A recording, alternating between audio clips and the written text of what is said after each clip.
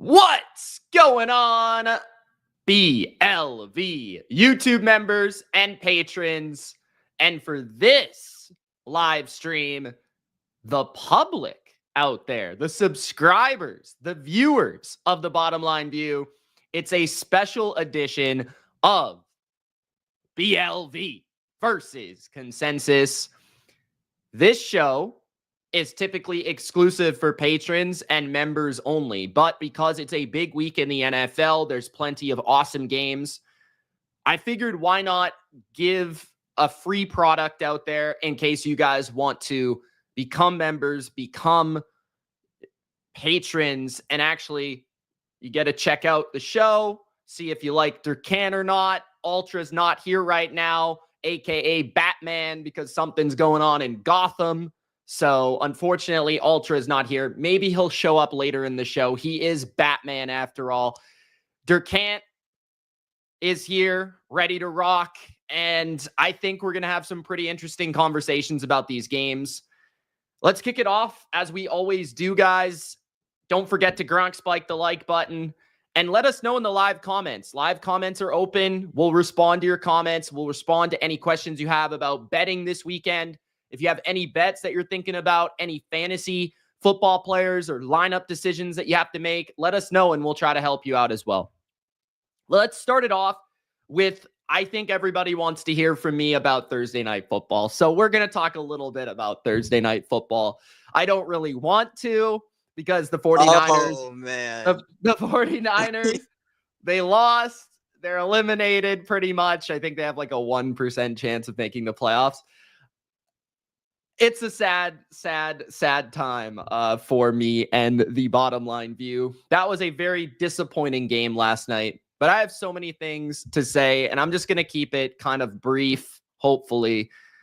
But I've got to speak about the Niners. So everybody's going to jump on them, and that's fair enough.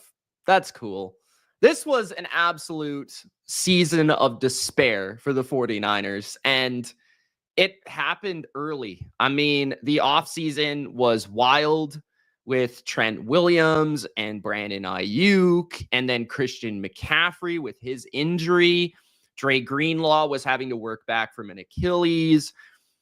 The team was intact, and the team on paper still felt like a pretty awesome roster, but they just could never get to replicating their performance from last year, and they could never really come together as a full healthy unit either. So all those things combined, I mean, from week one on, we never truly saw this team together. Like, that's crazy. And you look at some of those stats where they're like second in the NFL in yards, like yard differential on offense and defense. They're only behind the Philadelphia Eagles. You look at stats like no team has ever had a losing record with the amount of positive yards that the Niners have had. Like, this is a team that, even despite all the injuries, despite all the wear and tear from their culture and their physical, they still very easily, you know, if a couple things in a couple different games would have went different, they could have been looking at still winning this division. Now, that being said, I think there are things for the 49ers. I think a lot of Niners fans are like panicked and kind of like, oh, we're done. Like, our window is closed and all that stuff. And I'll just continue to stand by this. I believe that as long as Kyle Shanahan is the coach of the 49ers, that the Niners have an open window of extreme success. I don't know if that means Super Bowl, but I do believe that means they're a competitor each and every year, unless things like this year happen on a regular occurrence, which just doesn't happen. I mean, this was the unluckiest team in football for a variety of reasons, right? So I think the biggest question surrounding the Niners is Brock Purdy, honestly. Like, what happens with Brock Purdy? What's his contract? Does he, continue to grow as a player? There were problems from an offensive perspective this year that didn't surround Brock Purdy. I think they clearly have an issue when it comes to separating versus man coverage. That continues to be an issue. Separation is an issue within the offense. Their yak as an all-time low for Shanahan offenses. Obviously not having McCaffrey, having Debo completely fall off a cliff, Brandon Ayuk get injured, Trent Williams be in and out of the lineup. A lot of different, be on your fourth running back in this past game against the Rams. Like, And I realize I'm not really talking about Thursday. We'll get a little bit into that once their can't comes into the conversation, but I'm more so talking about the state of the Niners. And for me, like, Purdy to me is one of those quarterbacks, and I think we firmly now know that he's a quarterback that he's good in a good situation. But I don't think that he is somebody that can push a team to the playoffs despite the limitations around him. And I think that is because he's physically limited as a player. I mean, his arm strength is certainly not above average. It's certainly below average. Even his ball placement and accuracy continues to frustrate me on a regular occurrence. Like, the amount of times he puts the ball behind a receiver, or where he could put the ball just a little bit ahead of the receiver for more yards, his deep ball that he constantly misses to people that are enough open down the field. And maybe this is somebody that is just watching the quarterback position from the small things, because I feel like a lot of people that watch the NFL just don't pick up on these things with Brock Purdy. Like, I feel like a lot of even the analysts that follow, the team reporters that follow the Niners, are like in love with Brock Purdy. And it's like, and they quote the QBRs and they quote the EPAs. And it's like, well, I think there's a reason behind that. I mean, Jimmy Garoppolo had great EPA. And I think, they continue to kind of say it's Shanahan's fault as to why these things aren't working. But to me, it's like, it's kind of Shanahan why it is working to a degree. You know what I mean? So that's kind of where I'm at with Brock Purdy, where I feel like he's in that category. I think alongside guys like Tua and guys like, to a certain degree, I think Goff has played better this year, but I think that's also because he's had really no problems with injuries. He's had a great offensive line. He's had great receivers. He's had a great running game. I think Goff's in that category. I think there's a number of quarterbacks where it's like Jalen Hurts. If they're in a great situation, they can be a very good player and very productive. Good scheme around them. Jordan Love might even be that type, but Love has more physical prowess than Purdy. There's just very little that Purdy does, I think, that goes above and beyond the offense, beyond maybe his quick processing ability. But there's even times like last night where the guy's got to realize he's playing in a rain game and he's throwing the ball into triple coverage down the right sideline when there's a guy wide open in the flat. The amount of times that Brock Purdy, and people will quote yards per attempt for why Brock Purdy is such a good player. Well, when you're constantly targeting guys down the field, you're going to have a high yards per attempt. And you put that together with an offense that allows you to have wide open players in the middle of the field for yards after catch, which it's not about the yards intended. It's about the yards per attempt, right? It's not yards intended. It's yards per attempt. So, you look at Brock Purdy and it's like, why doesn't he just take more completions? Why doesn't he just get the ball out? So for me, this was a frustrating season for Brock Purdy. I think when it comes to the Niners as a team, Niners fans asked me last night, like, what do they have to do to get back? And to me, it's all about the line of scrimmage. Like, I look at this team and I think that in the future, Ayuk will be there. I think I thought Kittle was their best player this season.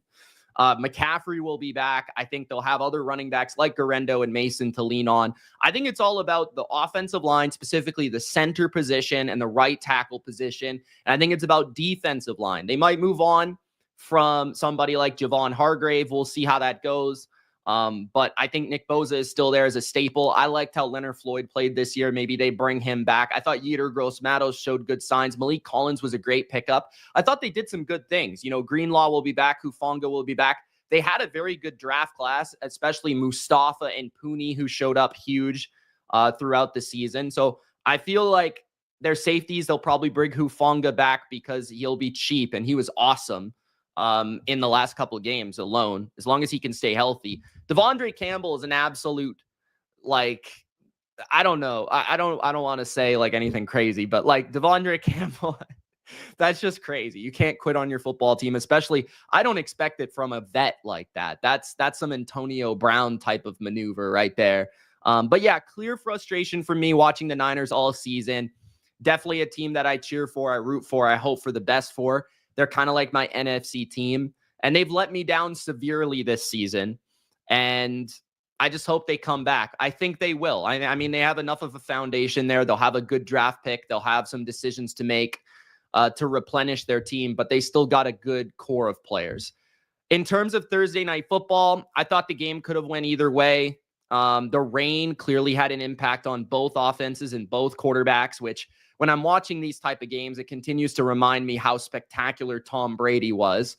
Because like every time I watch a quarterback in the rain and they just can't complete a pass, I'm like, wow, like how much of a luxury did I have for 20 years watching Tom Brady just put up 300 yards in snow or rain? But Purdy and Stafford were both pretty brutal in the first half. And honestly, I thought Purdy was the better quarterback in the first half. Stafford was pretty terrible. He should have threw like 3 picks. And honestly, if the Niners catch one of them, it's probably converted into some sort of points. I think even Hufangas that hit him right in the chest should have been a pick 6.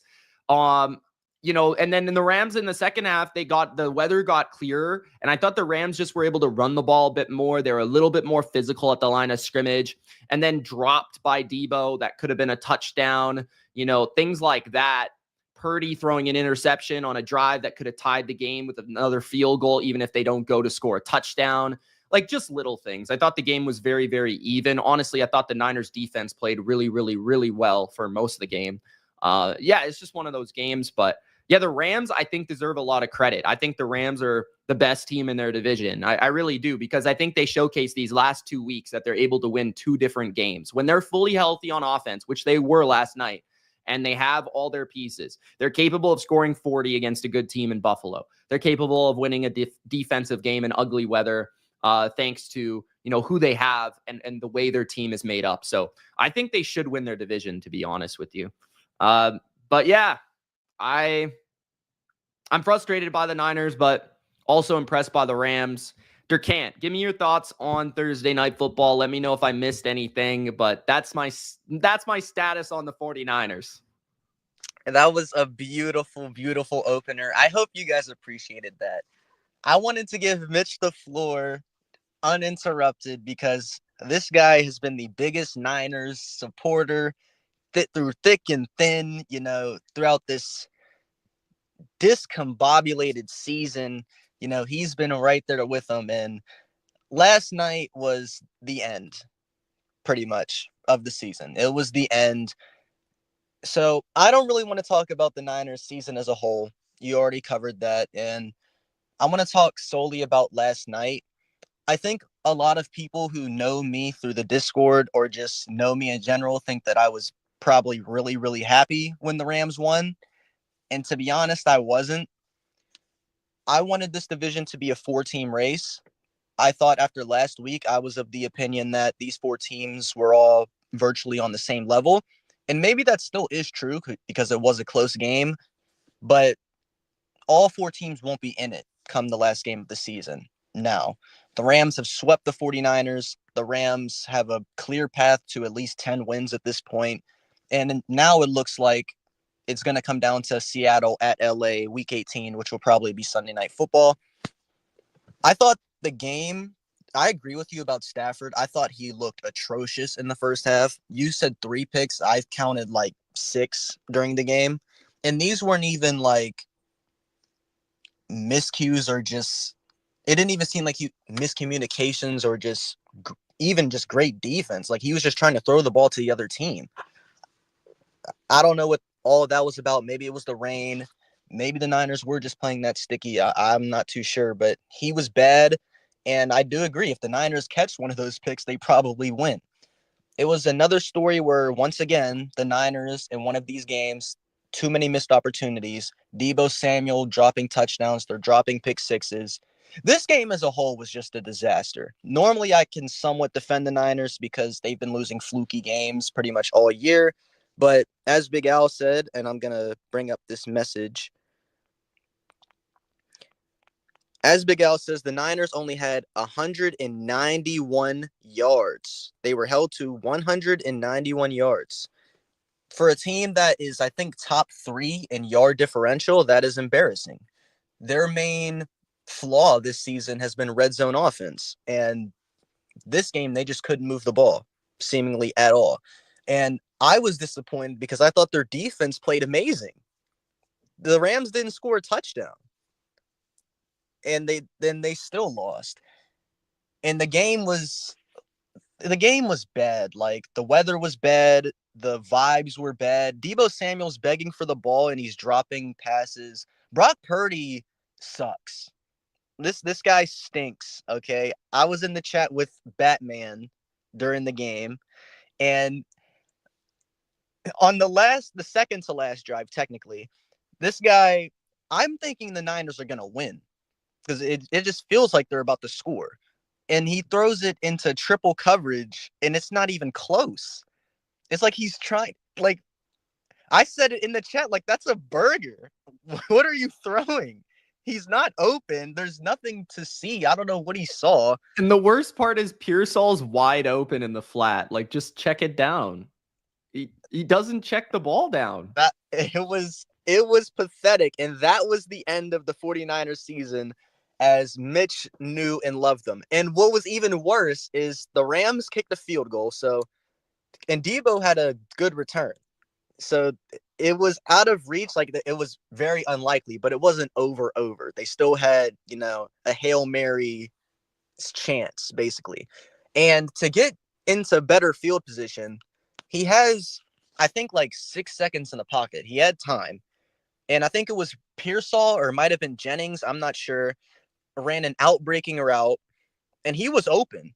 Not like butt naked open, but he was open to the point where, like, that's a bad miss if you miss that throw. And Brock Purdy misses the throw. That would have brought them to like the 30 or something. It would have made, a Hail Mary a lot easier. That's what I don't understand about these people that cover the Niners. Like, I kind of let it go all the times that Brock Purdy misses a guy. Like, I don't know about you, Durkant. I see the guy miss. And this was my problem in the Super Bowl. Mm-hmm. Like, you put Mahomes on the Niners, like, oh, yeah, okay, Chiefs defense is great. They're covering these guys tight, but there's like 5 plays in a game where Purdy misses a guy that he should hit. Like, Drake May doesn't do that, and he's a rookie. Right. Jaden Daniels doesn't do that, and he's a rookie. So for me, it's like, you've got to take advantage of those plays. It's not... Last year or the year previous, the offense was so good, so explosive. The players are so good. The play calling is so good that, sure, you can miss the throw on first down because you'll hit a 30-yard completion on second.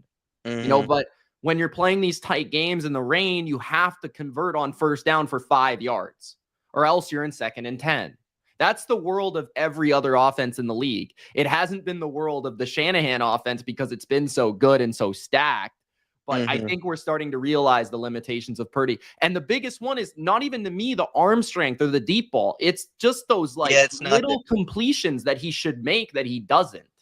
I remember you made a quarterback rankings video. I'm not sure when you made it, but I do remember you evaluating Brock Purdy. And you mentioned like his accuracy, his actual accuracy is overrated. It's like Tua. Like, he has good timing when he's in a rhythm. But you can't just expect Brock Purdy to throw dimes the way Joe Burrow does, to just drop back and throw a perfect pass, play after play after play after play. That's just really not his game. And I agree with you. He is limited. I said it last year. It felt like every time the Niners lost, it was because of him. And I don't know. Like, I don't want to be too harsh, but last year he had the Offensive Player of the Year. He had Brandon Ayuk, who had 1,400 yards. George Kittle, who was the best tight end in the league. Debo wasn't washed. Like, his supporting cast was a lot better, so he, as a result, a lot better, basically. And I think now, since the Niners faced a lot of adversity this year with injuries, some guys just naturally regressing, he also regressed. And there were a lot of people earlier this year that were telling me in the Bottom Line View Discord that Brock Purdy is better than he was last year. And I continually said, no, I don't think so. I think he was better last year. And I think now I've been proven right. All right. Let's switch gears here before we get to week 15, our preview on every game, our bets for every game. And guys, if you want to know my bets every week in the NFL, and Durkant also puts together some parlays, Patreon is the place to go. Link is in the description. It's $10 a month. Not only can you support me, my channel, and my life as a creator, but you can also get my bets every week. Let's talk about Bill Belichick, because I've been asked this question like at least 10 times. So we'll put it in a video. Jake says, what do you think about your old head coach Belichick's new team? So yeah, I was asked this question a whole bunch on the live stream. So my answer is, I am on the surface. First thing I thought was, I don't love this because I want him in the NFL. I'm kind of selfish that way. I cover the NFL, and with Belichick in the NFL, I think the NFL is better, and I think it gives me another team to root for. So selfishly, I would like him to be in the NFL. Now, at the same time, I think for football itself, Belichick being in college is actually a really compelling thing, and I think it's actually maybe really awesome because the way that college football has shifted, it's become a lot more like the professional league with the salary cap and with all the money that's going into it and having to kind of basically sign players with the transfer portal and stuff like that. So I think Belichick in college is going to have a massive advantage, not only in terms of his ability to like acquire players because of who he is, but also because he's going to be able to manage that unlike any other person because he's literally like the greatest franchise builder in NFL history. So it's going to be interesting to see how that works in the NCAA landscape. I also am selfishly looking forward to it because I think that North Carolina is going to be pretty interesting. It's actually really ironic to me that Drake May was just there and we basically traded Drake May for Bill Belichick. So that's kind of fascinating. I also wonder how long he'll be there for, and that's going to have a major impact. But I'll definitely be ordering my UNC gear. I was already thinking about it, bro. I love the colors. I'm going to get the gear. I'm going to be rocking it on the BLV. I'm going to be all about the Tar Heels next year. But I think that Bill Belichick is going to do great in college. I think he's going to be obviously out coaching other coaches. That's obvious. But I think at the same time, he's going to be able to build a team. He's going to be able to get these players ready for the NFL. He's going to be able to implement some things in his culture that I think will transfer to other programs. I think what his plan is probably is to coach this team for a few years, maybe a year or two, get his son, Steve, to be the coach going in the future, because I think Steve is a very good coach. And I think the Patriots are actually suffering without Steve because he was our defensive coordinator, not Gerard Mayo. So I think he's also a good coach. But I kind of selfishly still want Belichick to come back to the NFL at some point. I don't know if it will ever happen. But yeah, I am looking forward to it, man. I'm looking forward to Belichick. Durkant, any kind of thoughts on Belichick at all in college football? I think it's an interesting move considering how old he is. I think it's a blessing for college players to have the chance to be coached by Bill Belichick. I'm sure that's a big deal for them.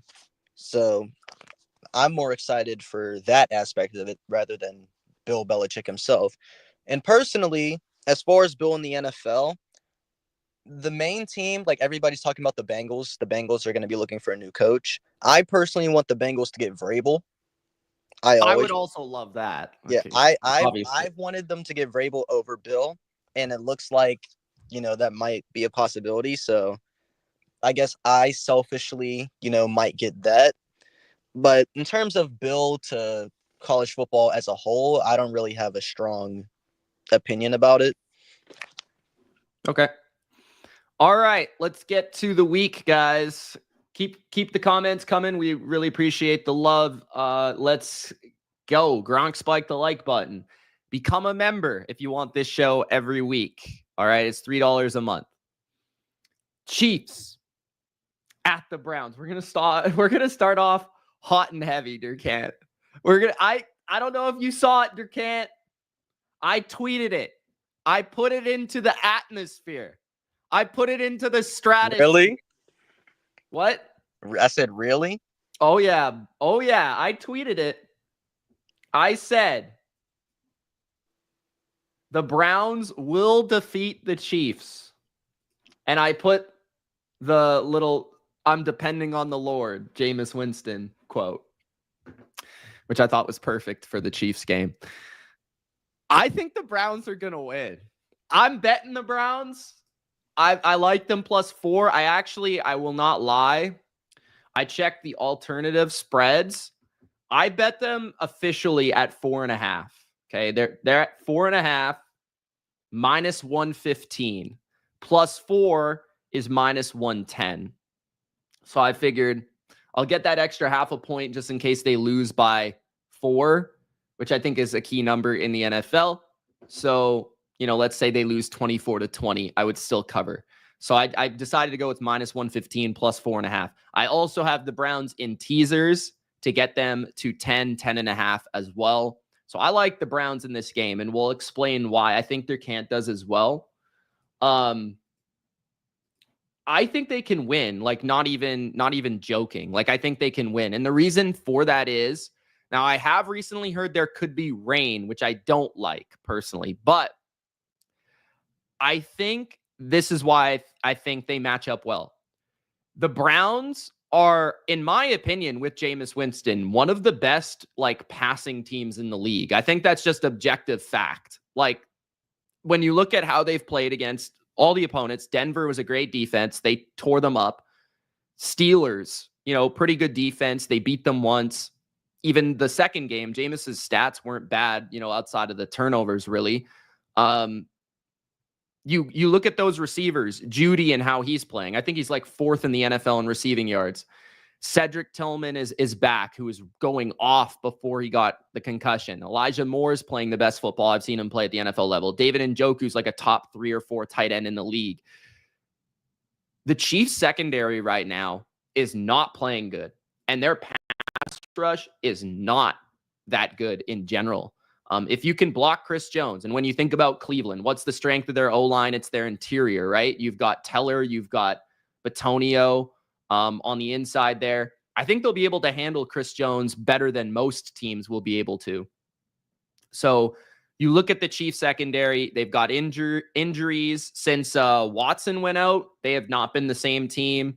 I think they also got another injury. So I think Williams, let me check this, but I think Williams also got hurt last game. I don't know if he'll be playing in this game, but their secondary's been getting shredded. I mean, we saw Aiden O'Connell go for over 300 against them, throwing to guys like Brock Bowers, Jacoby Myers. We saw Bryce Young have a very effective day. And I think both what had in common was both quarterbacks had time and both quarterbacks attacked down the field, right? Herbert was not able to really attack the Chiefs because his receivers are not good enough. He didn't have Ladd McConkey, couldn't separate until the second half where Josh Palmer was starting to make plays. But I look at these receivers, and if Trent McDuffie takes on Jerry Jeudy, I think Jeudy can make some plays the way he's playing. I mean, he's definitely, the way he was playing against Surtain, I think he can get open a few times against anybody. But to me, like, the other guys are going to go off, like Tillman, Moore, Njoku. The Chiefs are notoriously bad against tight ends this year. So Josh Williams did practice the whole week. He's going to play, but he was banged up last week. So that's what I was looking at. So I think the aerial attack of Cleveland is going to have a huge impact in this game. And the run game won't be a huge factor because they have been throwing the ball a lot. Okay. And the Chiefs are very good against the run. On the other side, I don't think the Chiefs are great on offense in general, but I also just look at their offensive line. Humphreys is doubtful already. He played one game. He's already out. Okay. Their tackle position is terrible. And the Browns have like the highest pressure rate in football. Myles Garrett is a one-man wrecking crew. I think they're going to be able to get pressure on Mahomes, which is going to force a lot of short throws. I think Denzel Ward can run with Worthy. I think Emerson is big enough to cover Hopkins. Like, they play a lot of man, so maybe Andy Reid will have some plays where they create some separation. Maybe Kelsey has a good game here, but just the way this offense is playing, they're struggling in the red zone. I don't think they're going to be able to run it on the Browns that well. The Browns are pretty good against the run. The Steelers couldn't really run it on them last week.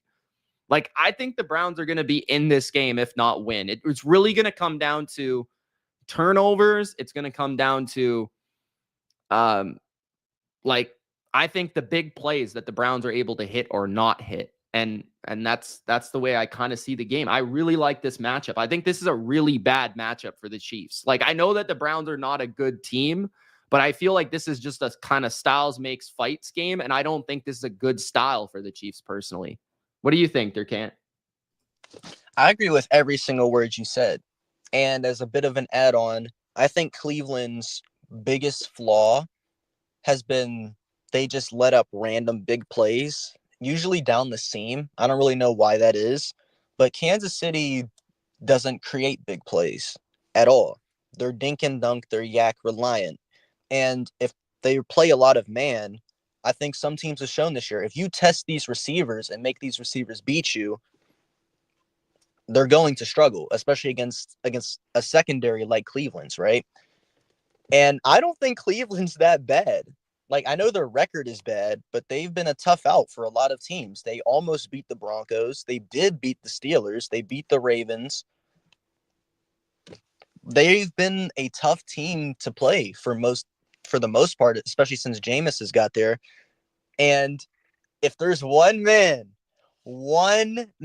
chat, that can counter the devil magic and defeat it in front of a home crowd, it's Mr. Aura, Jameis Winston. I'm feeling a 350-yard, 3-touchdown, 2-pick, just the greatest game ever on a final drive. The Chiefs will take the lead. It'll be like 19-17, and Mr. Aura is going to lead the Browns down the field and win this game. I'm picking the Browns to win straight up. If there's one man who can do it, it is Mr. Aura. Imagine the post-game. I just want the Browns to win just for the interview. I love them. At 100% power, because it's the Chiefs. Nobody can stop them. The only man that can overcome the voodoo of the Chiefs is Jameis Winston. Yeah. We know God is real if the Browns beat the Chiefs. Yes. I can't wait. All right, but in all seriousness, I think we both believe that the Browns plus 4.5 is the best bet. I would bet that, yes. I probably will bet that when I get the chance. All right. Let's move on to the next game. The Cincinnati Bengals at the Tennessee Titans. Bengals -5. Total is 46.5. Total is quite high because it's the Cincinnati Bengals, who have, quite frankly, one of the worst defenses I've ever seen in my entire life. Like, it's not an exaggeration. I know they didn't play that bad against Dallas, especially at the end, but they are awful. I haven't bet this game really at all. There's kind of some things scaring me away from betting this game. I think the weather isn't supposed to be amazing, so that would obviously hurt the Bengals. The Titans do have a little bit of a coaching advantage, so to speak, because Callahan comes from Cincinnati, so he'll understand all of what they do offensively and defensively, especially offensively, pretty well. That being said, I think the Bengals are rather simple on offense. It's just the fact that Jamar Chase is freaking superhuman, so it doesn't really matter. I think the Bengals will win, but honestly, I'm not sure I would even pick them to cover this because I don't really trust their defense. I feel like Tennessee will be able to move the ball on this bad defense of the Bengals. I think they can run it with Tony, and I think that Calvin Ridley should have a huge game. So I do like the Bengals to win. So maybe if you want to look at a bet that type of way, but I'm still holding out hope that the Bengals can somehow make the playoffs, but it's going to be pretty unrealistic. I think Denver has to lose like 3 games, but hey, can't trust Tennessee. Can't bet Tennessee games. I've literally quit doing that, especially after last week that they lost to Jacksonville. So I didn't bet that game, but just saying, that's pretty atrocious. Do you have any feel for this game at all? I did bet last week's game, and I actually bet on the Jags money line. So I was close to being done with the Titans as well because they've lost me a lot of money this year. But I don't know. I'm going to take the Bengals to win. I'm going to take the Bengals to cover, and I'm thinking about betting it. I understand the Bengals defense is an absolute disaster, but if there is anything that is even more of a disaster, it's Will Levis in this offense. It's the Titans in general.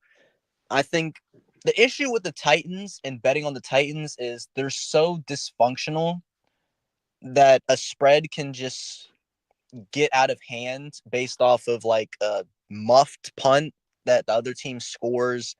I don't know. The Will Levis special where he's falling to his knees and he throws it underhanded and it's picked off, or a blocked field goal or something. Like, this team really that doesn't have anything going on their side luck wise. Like, they're a joke. But to keep it short and sweet, I'm going to take the Bengals to win. I'll take them to cover because of how good their offense is. I wouldn't bet the spread, though, because Cincinnati's defense is a joke, and Cincinnati kind of doesn't blow out anybody, even bad teams. But yes, I am confident that they'll win, especially since they beat Dallas. I think Dallas is better than Tennessee. I agree with that for sure. I think Dallas is kind of underrated a little bit right now. Commanders at the Saints. This was a best bet on the channel. I like the Commanders. I would prefer to put them in some sort of parlay with like another game to get it under a touchdown, but I'd still lay the 7.5 as just a straight up bet. I like the Commanders because, first of all, more about the Saints. I mean, a lot of the ways that the Commanders look to win the game, the Saints are really bad at a lot of the areas. So first of all, the Saints have a third string caliber quarterback starting in Jake Haener. They have no receivers to speak of. Valdez-Scantling is their best receiver. Taysom Hill is out, which doesn't give them any sort of flavor to their offense, with a backup quarterback, because that's usually what they lean on in that regard.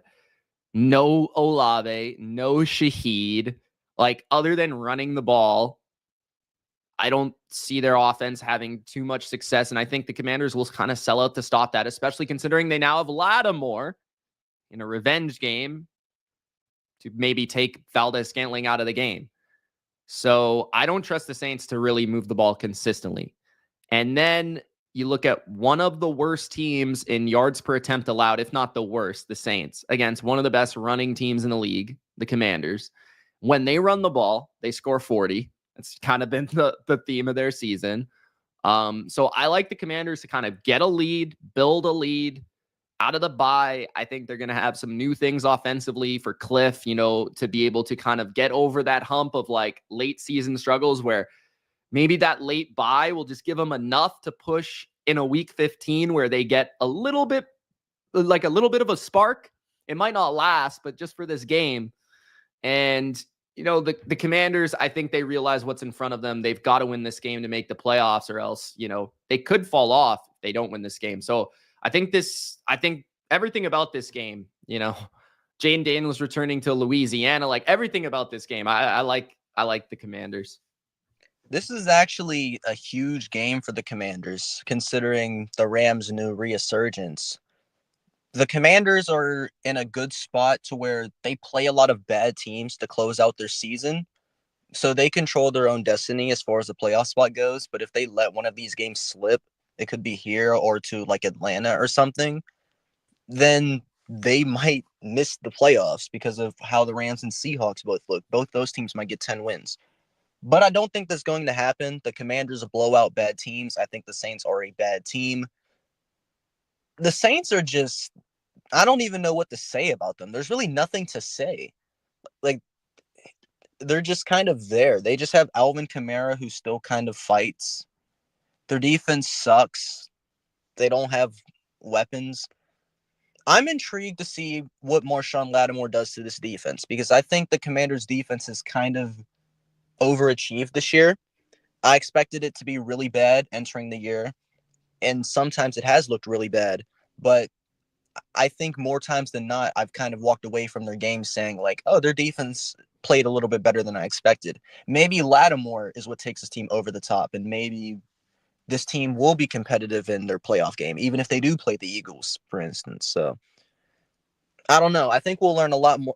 I think we'll learn a lot about the Commanders in this game. The Saints, there's really nothing to say about them. They're a joke. Commanders win. Commanders cover. I would bet it. I probably will bet it. All right. Commanders, got to put it in the chat. Commanders -7.5, best bet, and Commanders in teasers. Get it down to 1.5. There you go. All right. Next, Ravens at the Giants. Spread is 16, which makes it pretty much unbettable. Money line is not worth it. Total is 43. Not much to say on this game, man. I think it's Tommy DeVito at quarterback now. The Giants have the worst O-line in the league. Terrible. This is a terrible game. I probably won't even watch it. I expect a 38-10 win for the Ravens. Any thoughts, Durkant, at all? I might still bet this. Okay. It's the Ravens. They run up the score on every shit-stained squad that they play, especially in the NFC. So, I don't know. And they're off of a bye.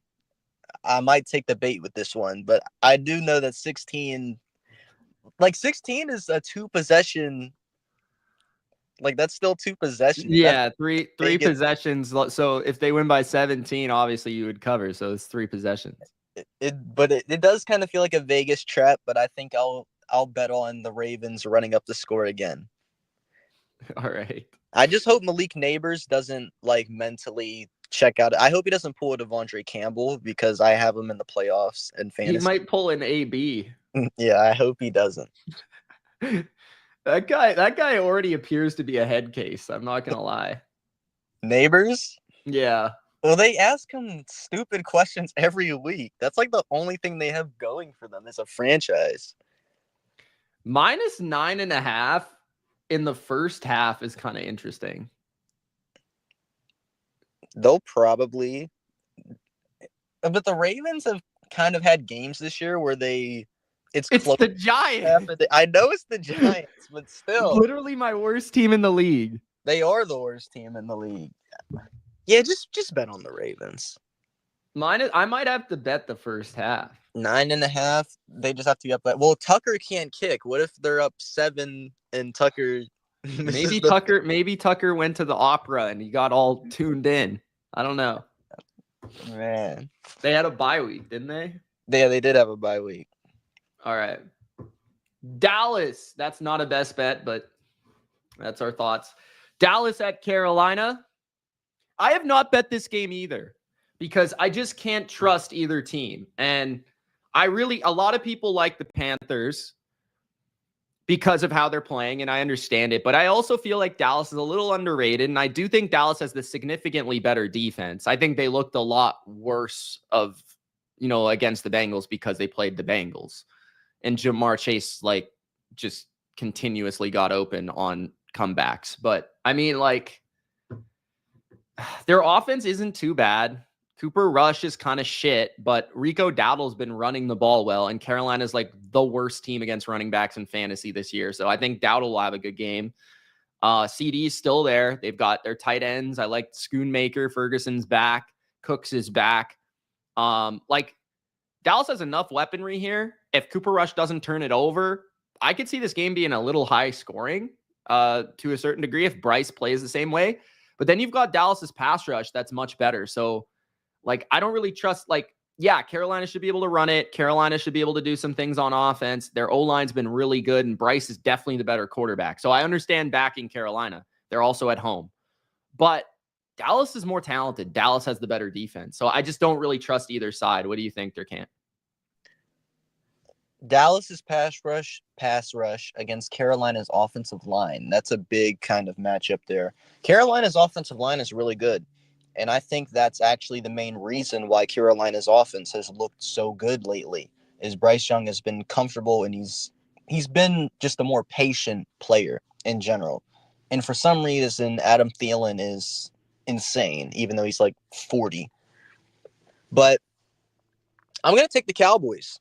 I think this is a spot where everyone's going to back Carolina because of how they've been playing against competition. But I think Dallas has kind of low-key also been playing well. Like you said, they almost beat the Bengals. They played the Bengals tough. They did beat the Commanders. I don't think Dallas is a joke. I think Dallas has the weapons to move the ball. Cooper Rush stinks, but, all he has to do is dump it off to CeeDee Lamb. How hard could that be? And I think Dallas is one of the few teams that could get pressure on Carolina. And I think if Bryce Young tries to run around like Michael Vick, I think Dallas is fast enough in the front seven to keep up with him. And Carolina isn't like a huge home field or anything. And Dallas has kind of low-key been better on the road this year anyways. I'm going to take the Cowboys in a close one. I think this will be like a really fun 28-24 kind of game. Yeah, I'll lean Carolina. Just I feel better about how Bryce is playing than Cooper Rush, but I'm not going to bet this. I totally could see either team winning. Lee says Rams offense was perfect against the Bills. Last night they were terrible. Yep. No comment. Jolly says, by the way, I don't bet, but if I did, my Bills would get the over and the Niners get the under. God, they can't catch a break. You're right about that. Big Al says elimination game for both. Loser is out. I have the Panther. Both they're out anyways, bro. They're out anyways. Jets at the Jags. Who cares? Jags are plus 3.5. Total is 40.5. I don't trust the Jets at all. Not one iota. This does feel like the Jets should be able to move the ball and score, but the Jags defense has been playing better lately. I think this is a trap. I think I lean towards Jacksonville covering, but I don't know if I can pick Mac Jones. I can. Go. I've been telling you guys, and it has not failed me once. Mac Jones. My new rule. Well, not new, but my personal rule every single week. Bet against the Jets every single week, and you will win free money. Do not bet the spread because the Jets are one of those teams where it doesn't matter who they play. They'll lose, but they'll lose in the most entertaining possible way. So it'll be close. Okay, this game will be close. The Jets might even be winning, and then they'll I don't know. There will be 5 different flags, and Aaron Rodgers will call some politician on the sidelines to try to buy out the NFL or something. There's going to be some type of drama this week. Okay, that would just be absolutely comedy gold. And Mac Jones is going to have the ball. It's going to be like the Patriots-Jets game. Mac Jones is going to lead a game-winning drive against this shitty defense. I would make the points the best bet. I'm going to take the Jags to win straight up because Aaron Rodgers can't win in Florida, and the Jets are an absolute joke. And we bet on the Jags last week, guys, and we won. It was ugly. It was scary, but we did win. We'll do it back-to-back weeks. All right, Durkant best bet, Jags plus 3.5. I have no comments whatsoever other than under 40.5, maybe as well. All right. Miami at Houston. Durkant's Dolphins. At the Texans, his former favorite team. His former favorite quarterback. Now he hates them for no reason. I like the Texans to win the game. 3 is a little iffy. I'd still lean towards the Texans. They very well could win by 3. But I very discouraged by Miami's performance against the Jets. I thought their defense looked pathetic. They could not tackle at all. And I think the Texans will be coming out on fire out of the bye. I think there's going to be a lot of motivation. I think they've been hearing all the headlines about how they're not playing up to expectation. I think defensively, this is the best defense Tua has played since returning, the best pass rush. They're going to be healthy up front. And yeah, they still got some injuries, at the second level and stuff like that. But Miami doesn't really run it that well right now. It's a lot of short passes. I think the Texans defense will give the Dolphins more troubles than other teams have. And I think offensively, I kind of look at Miami and I'm like, you can move the ball on the ground with Mixon. You can definitely make some big plays through the air. Nico Collins should have a good game. So I like the Texans here. I think that they come out of the bye and they look like a little bit more just detailed because their biggest issue has been details, lining up with the penalties And those small things that has been adding up, I think they come out and it's a big stretch for them. They've got to play the Ravens, the Chiefs, they play the Dolphins, they play the Titans again. It's a big stretch to kind of determine what will the Texans be in the playoffs. Are they going to be this one and done, didn't live up to expectations team, or will they be kind of interesting as a home first round team that maybe has that potential of a really good defense and a quarterback that we know can play really well? He just has kind of been up and down this season. So I like the Texans here. I don't like the spot for Miami with the team coming off the bye and having to play on the road. Durkant, what do you think? So I'm going to start this off talking about the Texans because I just have to explain this to the chat and to people, in the Discord that have seen my 180 on Houston, because I've had a lot of people calling me out about this. Like, people think I'm like a hypocrite or something, or like I just changed my takes. That's kind of like a thing that people say about me. I don't really know why, but with Houston, like, their offensive line is pathetic. That's my biggest problem, and I think it's killed Stroud's confidence somewhat. Another thing is, I think their secondary weapons outside of Nico Collins have significantly regressed. Maybe that's part of the injury. I know Tony Pollard, that was a thing for him. Maybe that's the same case with Dell. I don't know yet. And I think their defense, while really good when it is on, I think their defense is also inconsistent. And I don't think any defense in this current NFL is a dominant unit, like last year's Ravens, for example, or even the Chiefs in the playoffs. So Houston, I think their coaching has significantly disappointed me. CJ Stroud has disappointed me. And it just feels like every week they disappoint me, whether they're losing to the Titans or even when they beat the Jags, but they only win by 3 points. Like, come on. But that being said, I'm going to take the Dolphins. And this isn't because of football. I think the Texans match up well with the Dolphins because the Dolphins secondary is slow as molasses and the Texans have Nico Collins. I think the Texans pass rush could give Tua hell, but I am going to be a homer because if there's one team that has a chance of sneaking into this wild card race, I don't think it'll be the Colts because the Colts are shit. The Bengals record is too bad. I'm going to take the Dolphins. Okay, because one team has to do it, and it'll be my team because Tua is showing his worth. Okay, he's showing his worth. In a league where nobody can drop back and pass, Tua can do that, and he'll do it again.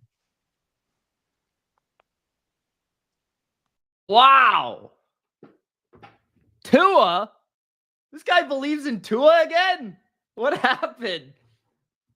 All right, so I guess, between me and Durkant, even though he's kind of being biased, we don't really have a lean on that game as much. I do like the Texans, but the way that I would bet the Texans is I would bet it more so leaning into it being a close game. So like, if you can find some sort of like win margin bet, like the Texans to win by 1-6, which is plus 300.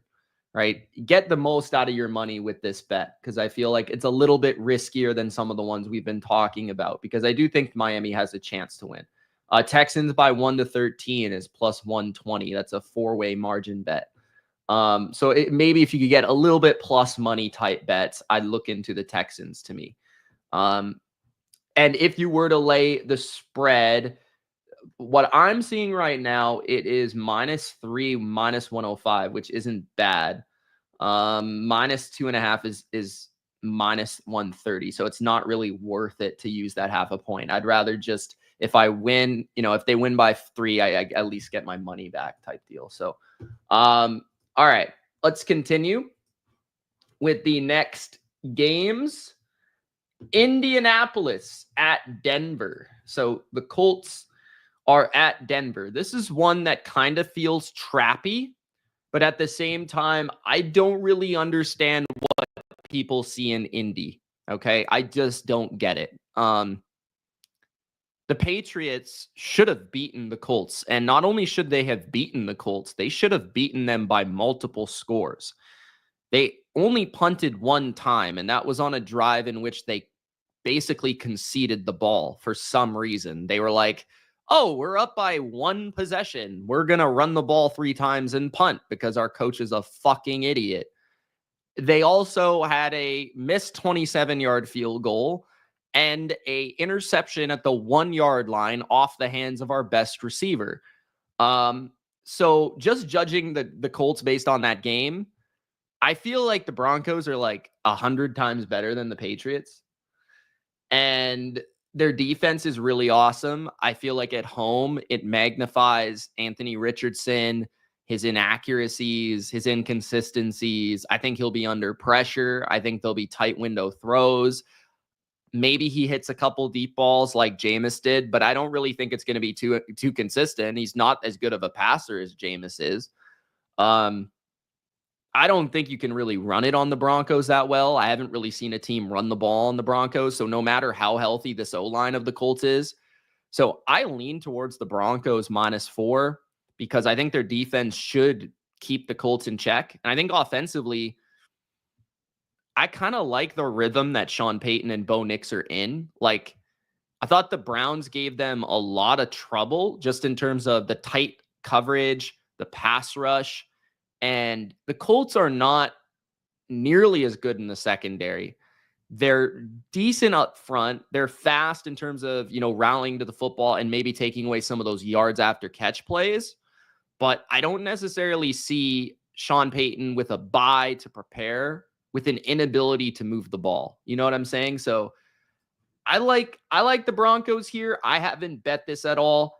Another way, I do kind of lean towards the under 44 too. The more that I'm talking about it, I kind of feel decent about the under 44 because I could see the Colts defense also coming out of the bye week, just being able to be fast enough, to cover a lot of space and those short throws and Bo Nix scrambling out of the pocket and stuff. So yeah, I could see this going under 44. What do you think, Durkant? Yeah, this is actually my favorite bet of the week. I like the Broncos to win, and I like the Broncos to win big.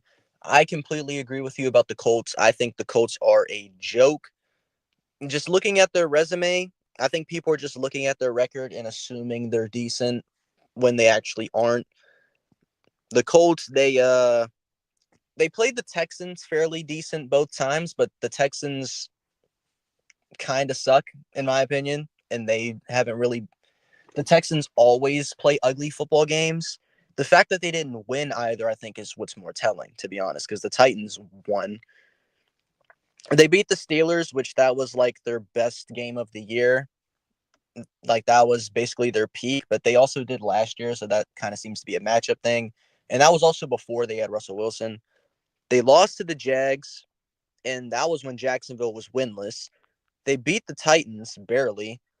They looked terrible against the Vikings.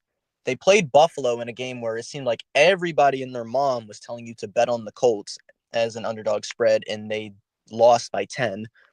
They beat the Jets, probably because of what I said earlier. Just bet against the Jets. They'll find a way to lose. But they did not outplay the Jets. I will make that clear. They got smacked by Detroit in another game where people, like the Buffalo game, were like, why not bet on the Colts as an underdog?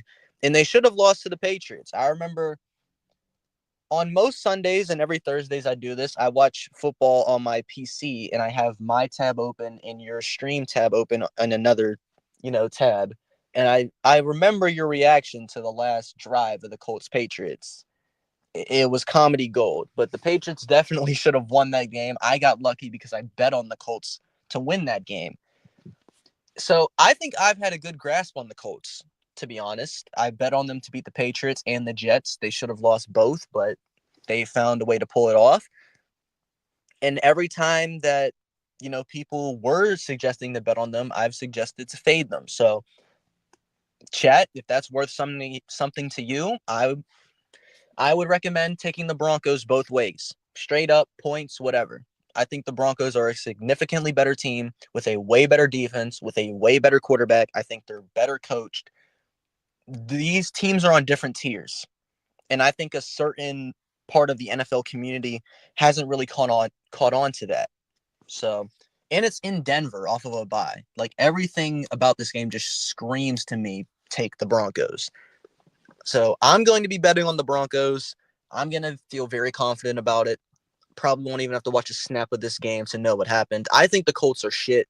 I watched them almost lose to Tim Boyle. They stink, okay? Timmy!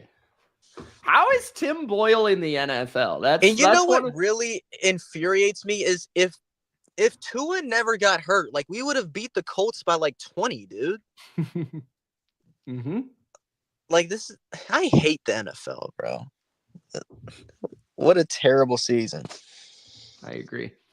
All right. Next up, we'll talk about a team that you like to talk about. The Pittsburgh Steelers. Oh, let's go. At My two favorite teams. Your two favorite teams. And you're not even from Pennsylvania. Philadelphia is -5.5 at home. This line feels fishy. Like, really trappy. 5.5. 43 is the total. I like Philly to win. I would lean Steelers to cover just because I see it as a brutal defensive game. I might just go under if I'm betting this, under 43.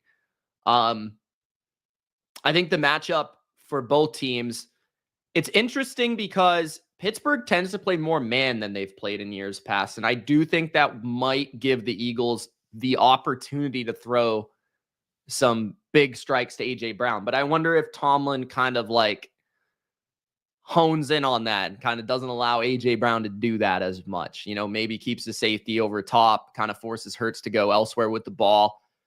Maybe, Devontae Smith has a good game or something like that. But the Steelers on paper match up well against the run. The Steelers on paper have a good defensive line to kind of slow down the run of Saquon.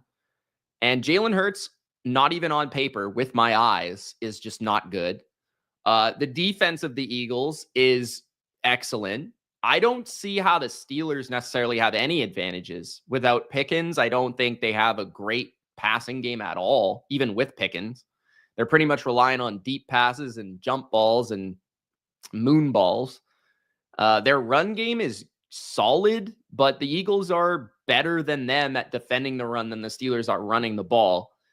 Maybe they can find some ways to, get their tight ends involved, play action, stuff like that, screens. The Steelers are very good at screens. I think that's a huge Arthur Smith thing, maybe, but I love how the Eagles, linebackers are playing, Zach Bond. I think the Eagles will hold the Steelers like under 20 for sure. And the question will be, can the Steelers defense hold Saquon? Because he's pretty much been the Eagles offense and they're the most run heavy team in the league. It's kind of crazy. So because I see the game going the way I see the game going, I like the Steelers with the points and I like the under. And that would seem to correlate. And I'd almost maybe, if you can, same game parlay that, like Steelers and the under. Maybe even try to look for a +6 instead of 5.5 or something like that. But yeah, I like the Eagles to win, though. I don't really have any lack of confidence that the Eagles won't win, just because I think eventually they'll wear down that front. They'll be able to make some plays. I think A.J. Brown and Devontae Smith will make more plays than the Steelers receivers. And I think the Eagles defense is just a little bit better than the Steelers. Do you have any opinion on this game, Durkant? Early in the week, I was on Pittsburgh, to be honest. I was thinking about Philly's recent performances. I think Philadelphia has been starting off slow. They've been really ugly on offense, and it's hard to beat Pittsburgh in an ugly game. I kind of feel like Pittsburgh has been playing better recently. They beat the Bengals and Browns pretty convincingly. I thought both were fairly impressive wins. I thought Philadelphia's defense has been regressing a little bit. Baltimore should have scored more than they did if Justin Tucker wasn't useless, and Carolina should have beat the Eagles, to be honest. And I say this as a guy who has backed the Eagles really before the year. I was really high on the Eagles entering the season. I said before it was cool, the Eagles were the best team in the NFL, and I don't necessarily disagree with that. But with the way that they're playing right now, they kind of feel like they're due for a loss. Kind of just to regroup. I don't really like the friction in the locker room. They feel over-reliant on Saquon. And they ask their defense to do a lot because they don't score in first quarters. They need to play with a lead. Those two things don't really mesh together very well. And Jalen Hurts kind of sucks. But without George Pickens, I think Pittsburgh's receiving core, that is the weakness of their team, their lack of depth at receiver. And Philadelphia's secondary is excellent. Philadelphia's defense is excellent. There isn't really, on paper, a reliable way to suggest how Pittsburgh will move the ball. Really? I think it's just going to be an ugly defensive game, and I think Philly's defense will bail their offense out of another first quarter. I think Pittsburgh's offense, which has been playing pretty well lately, comes back down to earth a little bit. I'm more intrigued now that Pickens is out to see whether or not Pittsburgh can keep this close, because there is a stat that they haven't won in Philadelphia since the 1960s. Is that in Philly or just against the Eagles in general? I don't even know. In Philly. The Eagles absolutely own the Steelers, especially in Philly. But Russ also owns the Eagles, so that's kind of funny. But I don't even think this is a case where this might be a trap game just in a weird location for the Steelers. I think the Eagles are the better team. And it just doesn't feel right for me to fade a team that I've been so high on against a beat-up Steelers offense that is the weakness of their team. Pittsburgh is a defensive special teams reliant roster. And I think Philadelphia's defense is better. And they're at home, and they're in kind of a bounce-back spot because I think they'll come out angry after they should have lost to Carolina, right? So I'll take the Eagles to win. I'm intrigued to see if Pittsburgh can cover because this is Pittsburgh's first big game in a while. I'm going to say Eagles will win fairly convincingly. I think they'll win by 7 because Pittsburgh's run defense hasn't been good, and the Eagles have Saquon Barkley. Pittsburgh, I think Joey Porter Jr. has sucked for a while, and the Steelers love to play man, and with A.J. Brown or Devontae Smith, I don't really like that matchup with the way he's playing. I think Philly's a really awkward matchup for them in a lot of ways. The only thing that really concerns me is Jalen Hurts. The guy sucks. Yeah, and the rush of the Steelers and how long he holds the ball. Yeah, there is some merit. Can Pittsburgh maybe force him outside of the pocket because Hurts can't really throw on the run? Can they stop Saquon? I'm going to take the Eagles because Pickens is hurt. I was going to take the Steelers if he wasn't, but that kind of ruined the flair of this game for me. I think everyone's kind of expecting Philly to win. If Pittsburgh does win, that would be huge for them. I'm not sure who that would say more about, honestly. And yeah, like Big Al said, the Eagles don't throw the ball, period. They don't change up their style, but against Pittsburgh's run defense isn't as good as Baltimore's, for example. It's just not. So I'll take the Eagles to win. I'll go 24-17, something like that. I think it'll be competitive for about 3 quarters, and Philly will start to pull away. Another Saquon, carries the Eagles to a win game to keep up his MVP campaign. Okay. I will say one last note on that. I think when the Eagles play teams that choose to play man, it kind of allows them to. It's better for them because it just puts the game in the hands of the receivers more so than Hurts, right? I agree, yeah. So that's why I kind of don't like it for the Lions, when they match up. Yeah, if the Lions play the Eagles. I think the Lions' tendency as well. But we'll see. And the Eagles don't really have to get creative if teams play man. Right. That's the thing. I'd rather force Hurts to have to read coverage and the offensive scheme to have to do things rather than just, okay, AJ Brown run a curl, Right. So, all right. Let's get to the next game. That's the Patriots at the Cardinals. Pats are +6 on the road. Total is 46. I lean over 46. Patriots defense sucks. I lean Patriots +6. I like the Patriots, actually. I'm betting it. And again, I'm just going to continue to bet the Patriots until people realize that Drake May is good. It's just basically a strategy. The Cardinals, I don't think the Cardinals are like incredibly more talented than the Patriots.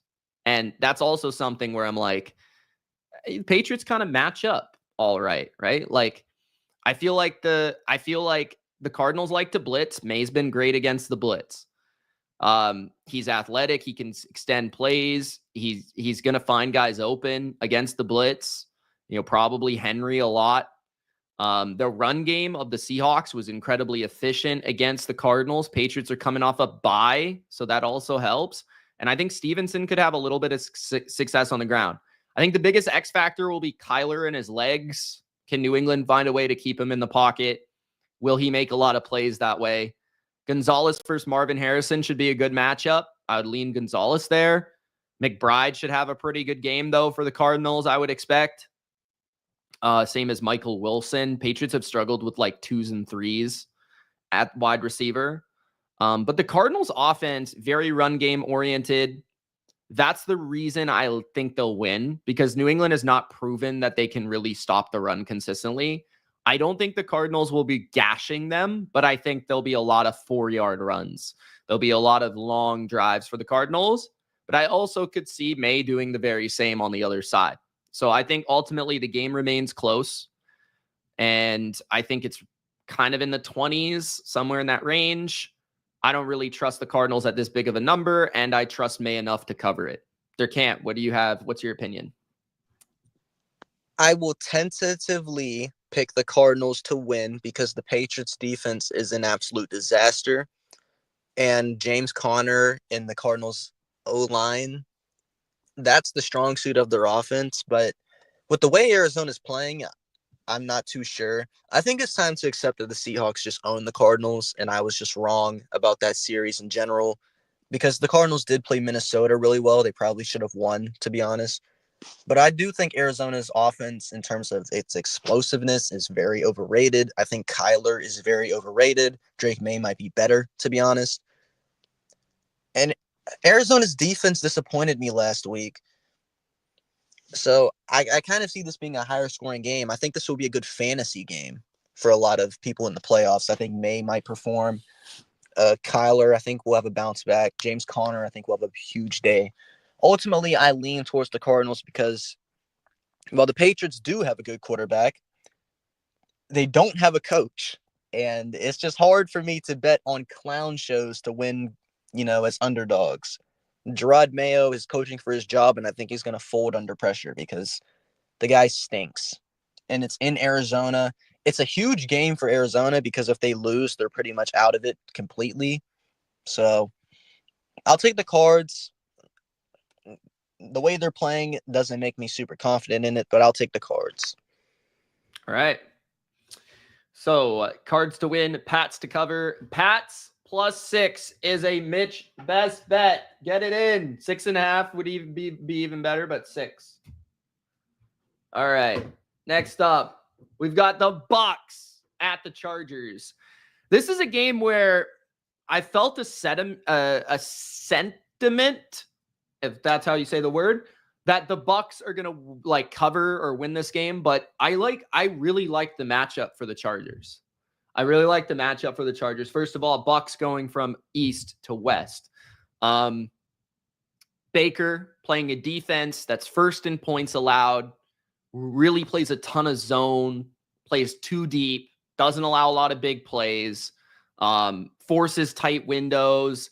Baker's been throwing a lot of picks, especially against zone. And the Bucs might not have Bucky Irving. Doesn't appear they will. And he's freaking phenomenal. I like Sean Tucker and I like Rachaad White as a receiver, but Bucky Irving makes a difference for this team, especially without Chris Godwin to give them some of those like little over the middle type plays as well. So I think that the Chargers are the best defense the Bucs have played in a while. Chargers in general are like one of the better teams the Bucs have played in a while. Like the Bucs have kind of been playing an easier schedule. They barely got by against Carolina. They probably should have lost. I thought they looked ugly against the Raiders. I'm not loving how they're playing. And their defense has been flawed all year, especially against the pass. We know how they play. Todd Bowles plays soft zone or he blitzes. And I think Herbert's going to eat that, whether it's like throwing the flat 20 times or it's just throwing like quickly over the middle when he sees the blitz coming. He's just going to throw against it. Herbert's phenomenal. He doesn't throw interceptions. The O-line's solid enough. And I think McConkey is going to play. So, yeah, I like the Chargers here. I think they are the better team. They're the more complete team. I think they're the better coach team. And I'd lean Herbert over Baker as much as I like Baker. So, I like the Chargers. Tell me why I'm wrong there, Can't. You aren't. I love this matchup for the Chargers, especially now that they lost to the Chiefs. The only reason why I was hesitant on taking the Chargers in this game when I was doing like predictions and stuff beforehand was I didn't feel like the Chargers were like a 12-win team. But now that seems to be out of the window, I can pick them. The Bucs defense stinks, especially over the middle of the field, and they won't have Antoine Winfield in this game, whereas the Chargers will have Ladd McConkey. Justin Herbert is going to eat that defense alive. And the Chargers defense is really good. And Tampa is beat up. They won't have Antoine Winfield.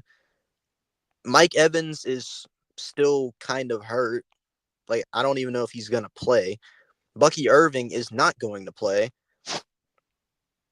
Tristan Wirfs has been hurt. Like, the Bucs are just, they've been really beat up, and they've just been kind of feasting on poor competition. I also root for the Bucs to win this division because Atlanta is a disaster, but I think the Chargers, considering the state in which Tampa is in, that's just a little bit above their pay grade right now. The Chargers are one of those teams where, because they're well coached and they have a good quarterback, against teams that are like the Bucs that are worse than them, maybe even less talented than them with all the injuries, I can pretty much confidently bet on the Chargers to win. I think they win. I think they cover. I might bet this one, honestly. Should we make this a BLV versus consensus best bet? I think we should make this one a best bet, especially because they're coming off of a loss. Everything about this screams Chargers bounce back to me. The Chargers kind of need to wrap up a wild card spot. Like, we all agree that they'll get it, but they kind of need to make it official and put a stamp on it. I think this is the game. Okay, so Chargers -3 or just to win? Lay the 3. I'd lay the 3 because I think their defense is good enough and Tampa's offense is really beat up. But Baker is good enough to backdoor cover against pretty much anybody. They could win by 3, but hey, you'll get your money back.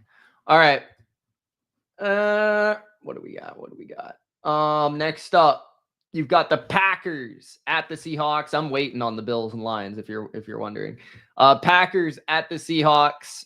Packers -2.5 at Seattle. Sunday Night Football. This is a game where I could see Seattle winning and pulling off the upset on Sunday night at home. But I also think the Packers are just genuinely a better team. And Seattle also has kind of sucked at home this year, and I don't think people really realize that. And I just think the Seattle Seahawks are just good against the Cardinals, and people also don't realize that either. Packers have had extended rest. Packers, I think Love is playing the best ball of his year, like consistently the last couple of weeks. Same as Christian Watson. Offensively, we know they can run it. We know that they've got a good O-line. Romeo Doubs, I think, could be back for this game, which would also help. So their offense is pretty much intact, and Seattle's defense is pretty awesome right now. They're definitely top 10. They're excellent on the D-line. They are one of the tougher teams to run against lately, so it will be a big test for them. They do have enough corners. They do have, Julian Love's one of my favorite safeties. It's going to be a really good matchup on that side of the ball. It is. It's going to come down to, can I think Love be consistent and, against the blitz, find a couple explosives on third down? Can he hit a couple plays? Things like that. On the other side is kind of where I'm not so sure, because Seattle, they might be able to run the ball in Green Bay, but Green Bay has kind of been better against the run this year. They just played Detroit, so it made them look like they haven't been. But Zach Charbonnet had an excellent game against Arizona. I think he will play well again.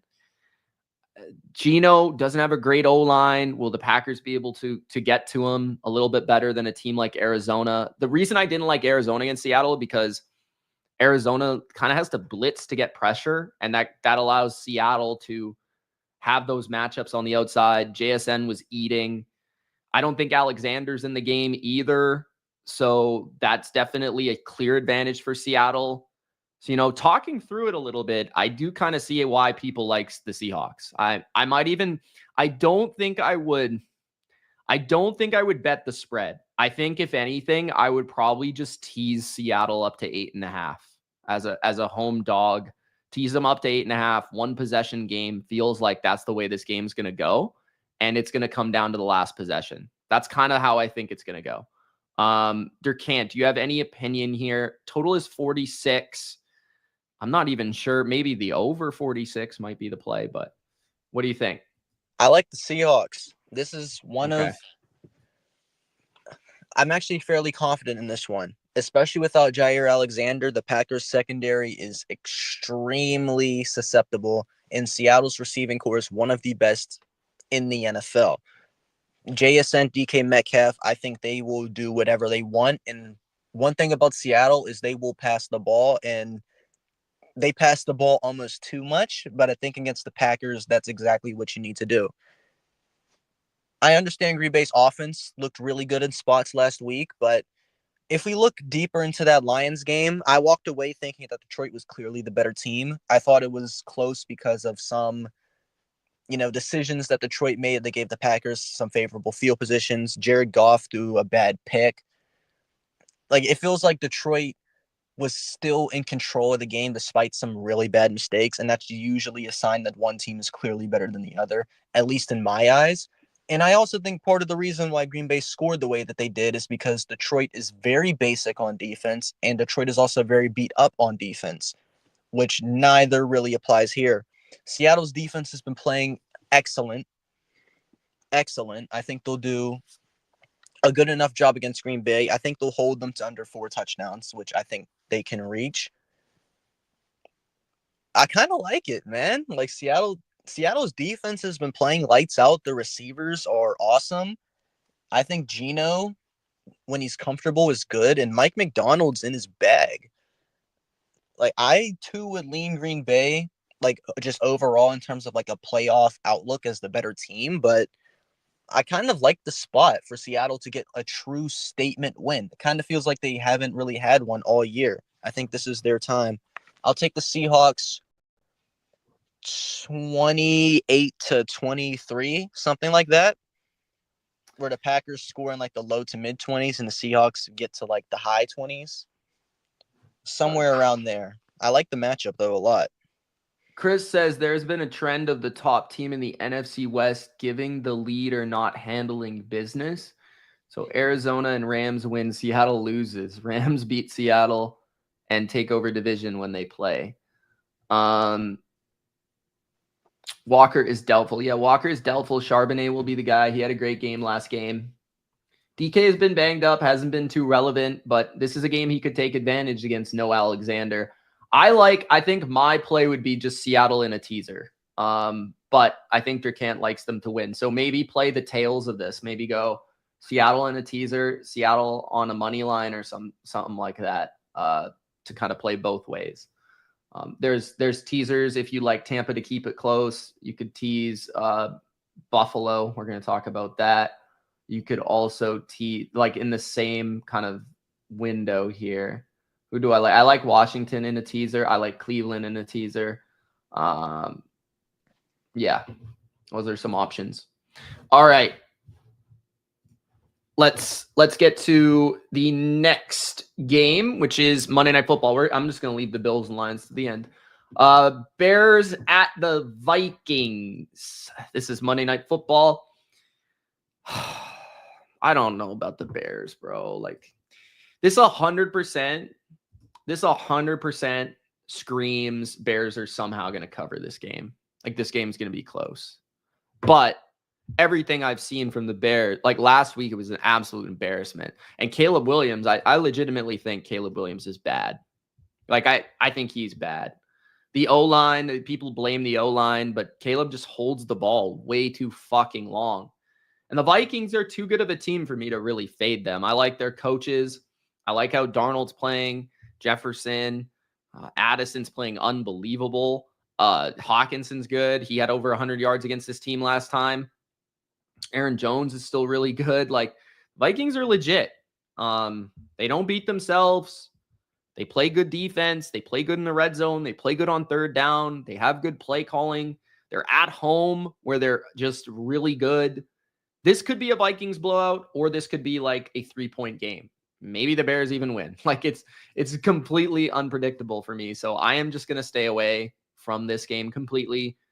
Do you have an opinion, Durkant? I don't know what to make of the Bears. I was kind of impressed by them because they were losing to good teams in impressive ways. They were losing to the Lions because of whatever the hell that was, and they didn't even like Eberflus back on the bus. They lost to the Packers because of a blocked kick. They should have won that game. They lost to the Commanders because of a Hail Mary. Like, I thought the Bears were just an unlucky team that wasn't very good, but they were good enough to be a tough out for just about anybody in the league. And then last week, in what was supposed to be a coach bounce back spot, they got absolutely mollywopped by the 49ers. It was embarrassing. It was terrible. Like, my God. And I was thinking maybe the Niners are just good now. You know, maybe that's just the thing. And then the Niners had their performance, and it kind of confirmed to me, like, yeah, the Bears are ass. Caleb Williams is ass. Shout out to me for calling it before the draft. I said Drake May was better. You know, people in the Discord called me a clown. You know, so shout out to you. Jokes on them. Bro just copied my take, but okay. You know, so jokes on them. The Bears, I think, have quit. I think they've given up, and Minnesota let them back into the game last time, which I think gives them more incentive to just beat the shit out of the Bears this time. So I think the Vikings win. I think the Vikings cover. I wouldn't bet it because the Bears, after last week, I don't want to jump to conclusions as much because I lost money last week on some of these teams. So I'll hold off, but I do lean towards the Vikings both ways. All right. No play on that one. Okay. Last Monday night game.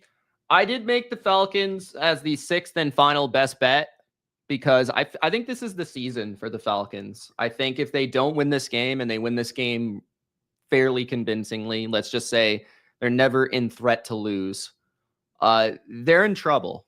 Like, they're not going to make the playoffs, right? Even I would say even if they win, but it's by like a last second field goal, I think they're still like on life support, in my opinion. So I would lay the 4 with the Falcons. I think this is a game where you're playing Desmond Ridder, who fucking sucks, first of all. The Raiders' defense seemingly is not very good unless they play the Chiefs. The Falcons can run the ball on a lot of teams. Drake London and Mooney have been a good combo all year, and I feel like one of them will get open against the Raiders because they don't have great corners. And Cousins, as long as he just doesn't throw it directly into coverage, should have a pretty decent day. The Falcons also, one of the sneaky things to me in this game is that I thought their defense played really well against the Chargers like 2 weeks ago. And then they allowed 21 points in the fourth quarter against the Vikings when the game got out of hand. So I think the Falcons defense actually shows up for this game. They play pretty solid. They don't allow the Raiders to run the ball that well. And that allows the Falcons to get like a 7 to 10 point win. I'm not going to say they blow the Raiders out, but they should win this game and they should cover. So I'm going to bet the Falcons here. What do you think? I just wish Ultra were here just to tell us like why the Falcons are going to somehow lose this game and why Brock Bowers is going to have like 230 yards or something. I'm going to take the Falcons because Desmond Ridder is, I don't even remember what you said, but yeah, he's a fucking joke. The guy is the worst quarterback I've ever seen. He might be worse than Tim Boyle, honestly. Like, he is truthfully that bad. I don't see any way how this is like the Raiders suck. They suck. Like, I don't know. Like, I'll take the Falcons because if they lose, they're done. Like, their season is over. How can you not bet against Antonio Pierce and Desmond Ridder when you have a chance? That's the worst combo of all time against a team that needs to win for their season. Like, we're talking their season is over if they lose. Yeah, this might have to be like a big bet. I would like this bet too. I just wish Ultra were here to explain why we shouldn't do that. But by the way, that Coup song cracked me up so hard. I was laughing my ass off.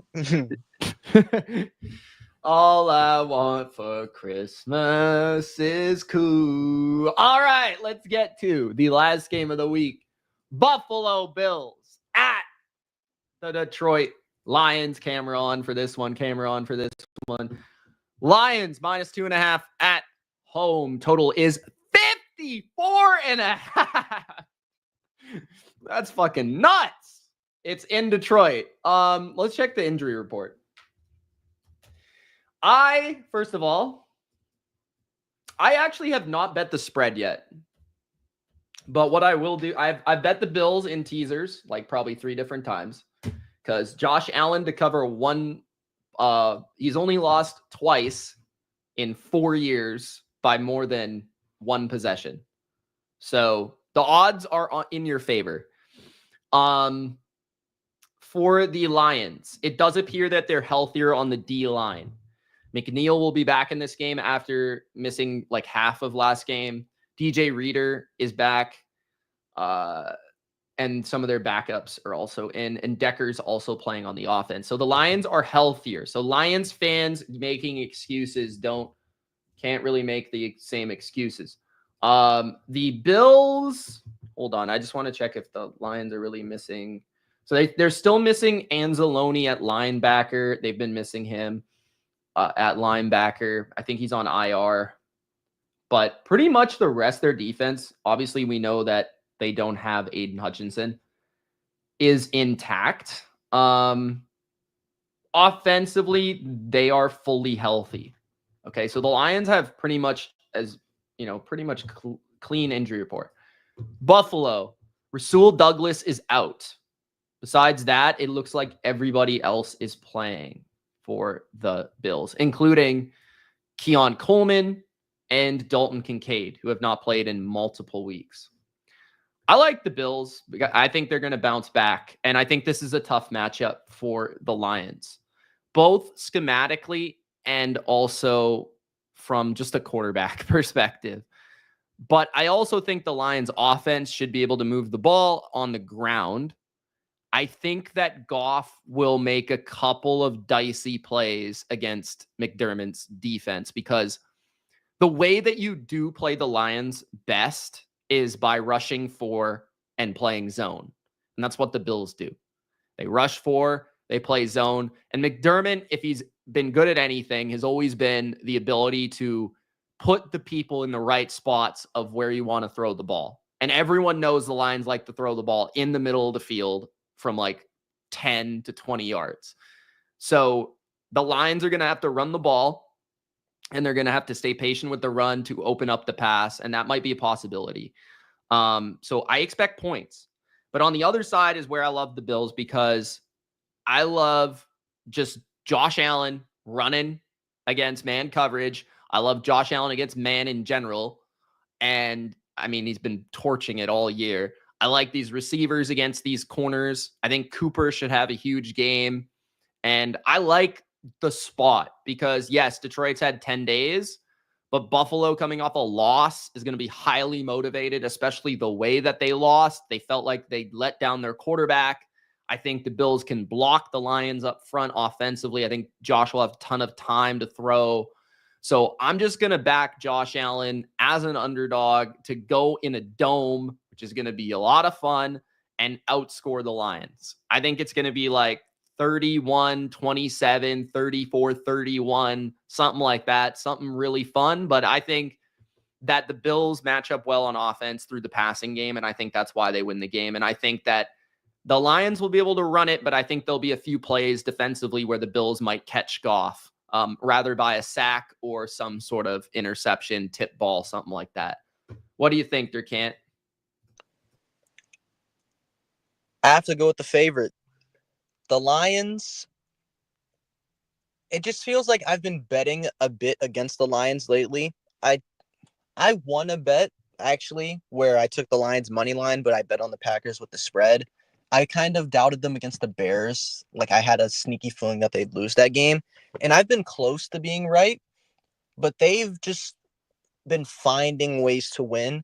And I love this matchup for Detroit's offense. I think Buffalo's defense is trending downwards. It's a little bit beat up, and they just had a terrible performance last week. To be fair, the Rams' offense was absurd in that game, but Buffalo's offense was also absurd in that game. And like the Rams, I could see them just naturally regressing a bit because they just played close to, if not to, their peak football. Josh Allen played pretty much his peak football. And I think Detroit, they can control this game in the trenches, and I think that's where they'll win. I don't think it'll be so much what Allen can do. I think it'll be more so just keeping him off the field entirely. I think Buffalo's run defense has been suspect, and against Kyron Williams in the Rams, that might show up a bit, like that might be an issue, but against Detroit, that can just lose you the game entirely. I think Detroit's offensive line, I don't see how the Bills get to Goff. I don't see how the Bills get a push in the run game. I think Gibbs is going to have a big game. Montgomery might score in this one. And, I mean, McDermott, he does have a pretty good scheme to go up against a guy like Goff. But without Rasul Douglas, I think Jameson Williams might have a pretty decent game in this one. And Detroit's defense is getting healthier, so I think it's just naturally going to get better because of that. Detroit's defense has been good this year. When it's been healthy, I wouldn't say it's been elite, but I think it's better than the Rams, in my opinion. In Detroit, they're at home. They're still in, like, their record is so good, but they still don't have the 1 seed wrapped up or anywhere close because we both think the Vikings and Eagles will win. So they can't afford to drop this game. I'm just going to go with the Lions. I think they're the better team. I think they're at home, and I think their best attribute as a team is Buffalo's biggest weakness as a team. Run defense against rush offense. I think Detroit will exploit that to hell and win off of that alone. A higher scoring game, I think Allen will play well. I think he'll outplay Goff, to be honest, but I will lean towards Detroit just based on the fact that they just know how to control games. They know how to have the ball last, and they know how to get the most important first down every time through the ground. So I'll say Detroit wins 31-26, 27, maybe 31-24, somewhere around there. I think the time of possession stats, Detroit will heavily favor Detroit, and that'll be why they win. And I think if Ultra were here, he would agree with me. So that's my pick. I would bet the Lions -2.5 if I were you guys, if you favor the Lions, because, I mean, if you would favor the Lions to begin with, it's just smart to bet 2.5 in general, because that's a field goal game. Like, the Lions could win by a field goal. I think they could win by a little bit more than that. But I don't know. Man coverage against Josh Allen is kind of a death wish. I do agree with you there. So we'll see. I'm interested to see if Buffalo's rushing defense is up for the challenge. Yeah, for sure. I'm really intrigued by Buffalo's defense. I want to see if they show up in this game, because my main question about last game is whether or not that was the Bills defense or it was just Rams, Stafford, and Nakua making insane fucking plays on third down. Like, you don't convert 10 of 11 third downs at one point. Like, it just doesn't happen. No, that's not the NFL. Yeah, so we'll see. I mean, maybe the Bills have a bounce back, or maybe against elite offenses in this fashion, they just struggle. But there's only like 3 of them. I think that this game would just be them losing to what's probably the best team in the NFL. I think if it's, as long as it's close, I don't think there's too much to be concerned with about Buffalo.